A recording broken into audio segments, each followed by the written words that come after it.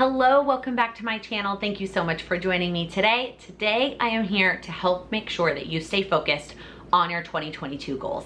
This is the time of year where a lot of us start to give up on our 2022 goals and really just start focusing on the new year. And while I am also excited for the new year and excited for all the new products that are launching for the new year, there is still so much time left in 2022, and there's still so much time for you to make progress on those goals that you chose for this current year. As of the day this video goes up, if you're watching it the week it goes live, there are just over 100 days left in 2022. In fact, we're doing a challenge over on Instagram to help us really get focused on something that's important to us for the last 100 days. So if you don't follow me on Instagram, it's PlanwithLaken. Come join us.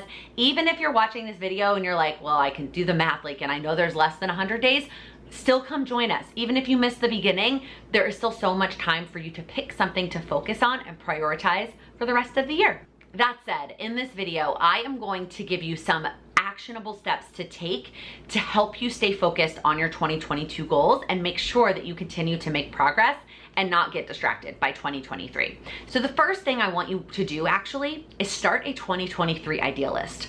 Yep, one of the best ways that we're gonna stay focused on this year is having a place to put down all of our ideas for next year, because we can't stop them from popping up. We can't stop our brain from being like, well, that would be a really cool thing to do next year. Oh my God, I can't wait to set that goal next year. And that's great. I love when we get ideas for the next year. But instead of getting distracted by them and pushing our 2022 goals to the side, I want you to have a place for that idea list. And these could be little tiny action step ideas. They could be big goal milestone ideas. There's no right or wrong answer. It's literally just a brain dump of anything that pops into your head that you're like, that would be a cool goal.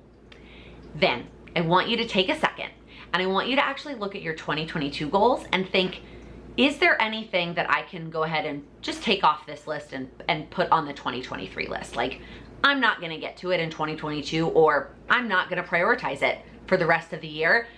That can go on my 2023 idea list. Because truthfully, you're probably feeling a little bit overwhelmed by the amount of goals that are still on your 2022 list. And that's fair. We all likely were a little bit overambitious in December of last year when we set up our yearly goals.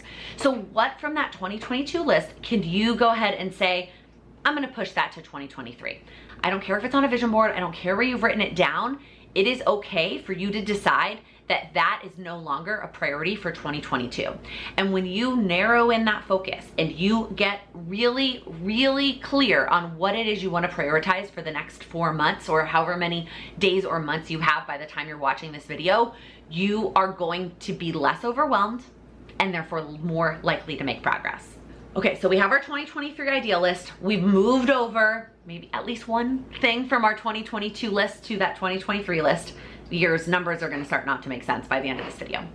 Now we have our 2022 goals. The next step is to reevaluate the finish line. Likely, we had an expectation when we set this goal in December of last year of where we were gonna get to by the end of the year. And whether that was a really concrete finish line or just something floating around in our head, we had some idea of where we thought we were gonna be by the end of the year. And likely, if you're anything like me and a number of the clients I've worked with, we're not even close. Like, it's not that we're like, no, we're like 75%, I'm on pace. Like, you're probably maybe not even halfway, and you're not alone. The good news is, it doesn't matter. It doesn't matter where you thought you were gonna be, and it doesn't matter where you're at. What matters is that we set a realistic expectation of where you could possibly get by the end of the year. Let's take an example of reading. I use that example a lot because it's easy to do numerically, and then we'll do an example of kind of a non-numerical one. So let's say you set a goal to read 50 books in the year. You felt like 1 book a week felt pretty reasonable, sounds good. You get to this point, it's September 20th, and you have read 20 books. So you're not even halfway. Well, when you do the quick math, you've got 30 books left in the year, there's 13, 14 weeks left. That's over 2 books a week for the rest of the year. Now, maybe your life has drastically changed and now you have lots more time to read and you are gonna hit that goal and you don't wanna change it. Great. But maybe 50 books or 2 books a week for the rest of the year is not gonna be feasible for you. It's okay to change your goal. Changing your goal and lowering it is not failing. So let's reassess. Maybe our new goal is gonna be 25 books and it's gonna be to finish a book every 2 weeks for the rest of the year and finish at 25. By changing it to something that's more realistic for where you're at currently, you are now going to be motivated to read for the rest of the year instead of picking up a book and saying, well, there's no way I'm gonna get to 50, so I might as well not even try. The other issue we sometimes run into with changing our goals is comparing them to prior years. So maybe you read 50 books last year. Well, last year is a very different year than this year for a lot of reasons, but it's a very different year. It's okay if your goal this year is less. It doesn't mean that you're failing. It doesn't mean that you are not as good as 2021 you. It just means that you had other things going on or you prioritized other goals. So we are taking our 2022 goals and we are reevaluating where we want that finish line to be based on what we have accomplished thus far. Now, for a less concrete numerical example, let's say it was to build a stronger relationship with your spouse. This is where you're gonna reevaluate the action steps. Right? So maybe at the beginning of the year when you were breaking down that goal of having a stronger relationship with your spouse, you set a goal to have a weekly date night as part of that. And that has been really hard. You haven't really been hitting that. Okay, well, when we're reevaluating what we're gonna focus on and prioritize in the next 100 days or the end of the year, instead of it being one date night per week, maybe it's 2 per month. And you have a little bit more flexibility of where they fit in over the course of the month. Or maybe it's 1 per month. Again, changing a goal is not failing. And so when it comes to those sort of more like theme-based goals, it's not going to be, we're not, changing the finish line. The finish line is still the same. The action steps that we take to get there might have to change or decrease a little bit because of the amount of time that we have given the rest of the year or how the year has been going. It's a great time to evaluate how you've been doing so far this year. And instead of feeling bad or feeling guilty about what you haven't done, let's focus on what you have done and think about how you can implement that going forward. Okay, so we have our smaller, maybe 2022 goal list, and we've reevaluated the end state that we're working on or maybe some of the action steps. Now we really are going to reevaluate those breakdowns. And if you're watching this video, if you are a member of our community, you're probably like, Laken, I'm sick of talking about breaking down my goals. I've broken them down, okay? I know the breakdowns. I know the steps I need to take. I want you to look at it again. I want you to look at those breakdowns again with a couple of things in mind. The first one is how much time do I really have to dedicate to this goal? Somehow the fall just feels like it is busy season for all of us. Like life just picks up in the fall. The first one is to ask yourself, how much time do I really have to dedicate to this goal? Knowing that it adds up, right? So if you've got 5 goals and you want to dedicate 10 minutes a day to those goals, that's almost an hour per day. Do you have an hour per day to dedicate to your goals? If the answer is yes, awesome. If not, you might need to kind of juggle things around and either take a goal off or say this goal only gets 5 minutes a day or something along those lines. But let's say you decided, yes, I have 10 minutes a day for each of my goals. I'm gonna fit in that 50 minutes every single day. Then those breakdowns need to reflect the amount of time that you have to dedicate to your goal. So if you have 10 minutes a day, let's say to declutter your house, then those breakdowns need to be as small as 10 minutes a day. Because if you're not breaking it down that much, then what happens is you get to your 10 minutes that you have to declutter your house. You look at your breakdown and the breakdown says linen closet. And you're like, there's no way I'm gonna finish the whole linen closet in 10 minutes. So you just say, nah, forget it, and I'm not gonna do it. Have you been there? What if you broke it down to by shelf? Linen closet and then shelf 1, shelf 2, shelf 2. And if you have a big double closet, linen closet, I mean, like I'm picturing mine, which is like a single closet. It's also half a pantry and half a coat closet as well. Then maybe there's 2 10-minute sessions for each shelf in the linen closet.